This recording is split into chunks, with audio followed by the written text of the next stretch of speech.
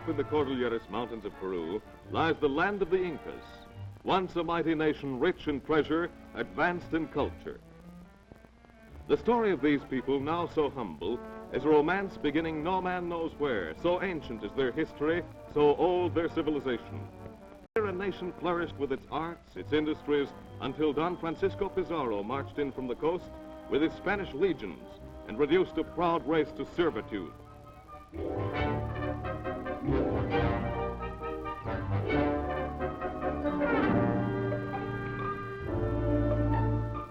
Once almost inaccessible, today this region of romantic mystery is easily reached by rail, where once the invading armies of Spain struggled through endless hardships on their march of conquest in the 16th century.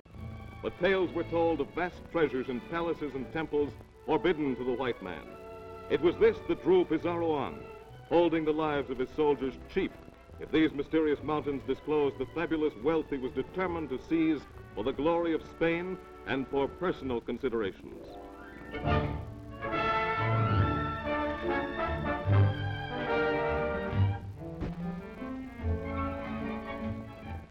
Any one of the frequent stops of the train on the way toward the interior gives the traveler a chance to become acquainted with the natives and their customs.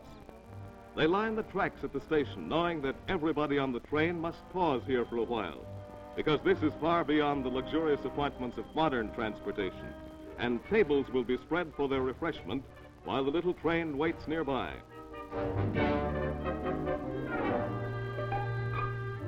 The natives hope to find Americanos on every train because they're likely to buy llama wool blankets, Indian trinkets, and white fox furs. At the foot of the volcano El Misti stands the second city of Peru, Arequipa. It suffers frequently as a result of the earthquakes that are common in such a region, several in the past causing great destruction and loss of life.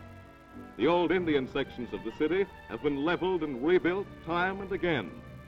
The city was founded in 1540 by Pizarro.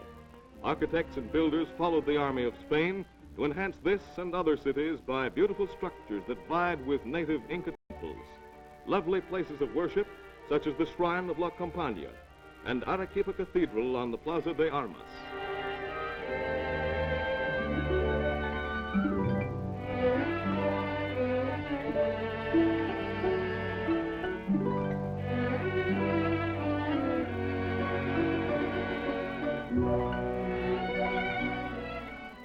Near Cuzco, the ruins of one of the great Inca cities known as Machu Picchu sprawls across the mountain.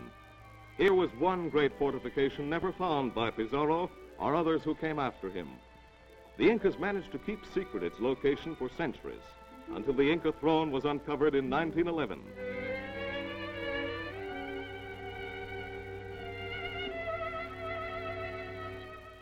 This flight of steps leads to one of the temples. Tombs and dwelling places and elaborate altars were discovered, giving proof of a remarkable race of people who had achieved a degree of civilization almost as high as the mountains that sheltered them. Nearby is San Sebastian, and again the influence of the early Spanish is seen in the inevitable cathedral. In the main street, a llama train is being packed for a journey.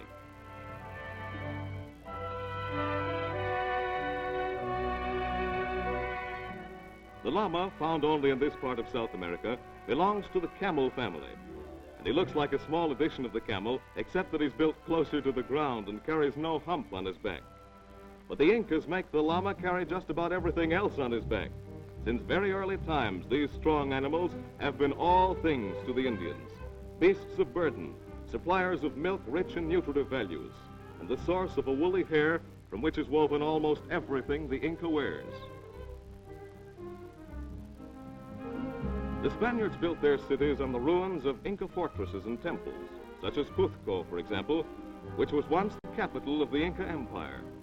The cathedral, one of the finest in South America, occupies the site of the celebrated Inca Temple of the Sun, and the city abounds in ancient Peruvian architectural gems. When captured by Pizarro in 1533, the Spaniards were astonished to behold its beautiful palaces, temples, and shrines.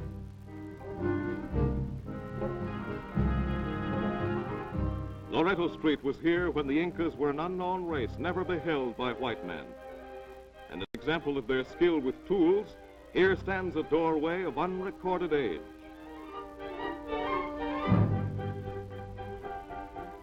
The ever-present llama is far more common in Cuzco than the automobile, principally because he can get around the mountains under his own power. A Spanish balcony hangs on an ancient Inca wall, while on a sloping thoroughfare, stone steps serve as sidewalks throughout its length. And here is seen the famous street of the 12-angle stone built by the Incas, who knew nothing of the use of mortar, but shaped their stones to stay in place. All the atmosphere of ancient Peru is here, and the descendants of the Incas are seen much as they've lived for 1,000 years, using pottery unchanged by any modern influences. Little that is modern has come into this land since the Spaniards brought in their version of civilization. Sunday on the main plaza is market day. The Indians come from villages for miles around, the women wearing their becoming flat-top hats. Some are here to see and be seen, and others with fruits and vegetables to sell.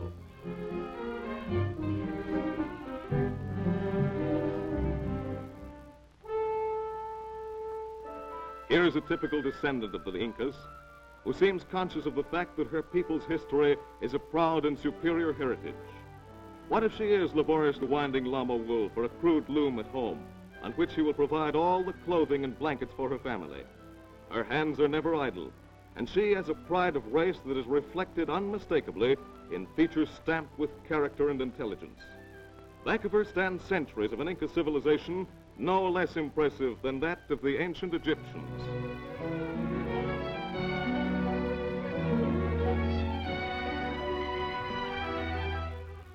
The mayors of 4 villages nearby attend the market in official regalia, carrying silver-mounted staffs of office. The problem of what to do with the baby is solved on market day. Junior may not look exactly carried away by the excitement of his surroundings, but this is the way he goes to town.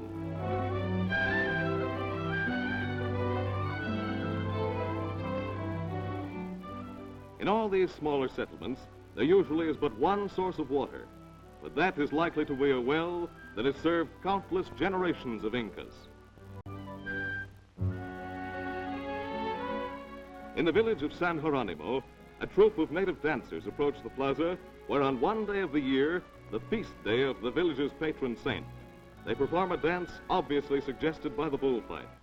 But the incredible sport of their white conquerors is here interpreted with a childlike playfulness to the music of flutes and drums.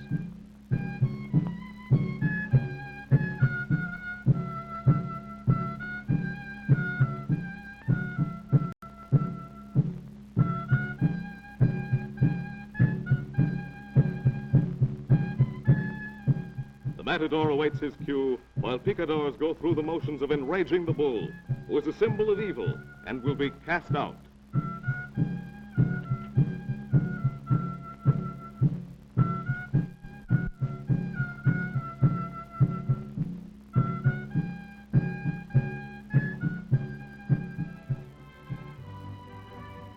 Throughout the peaks and valleys of the Cordilleras, a people live today whose civilization was old when the tombs of the pharaohs were building.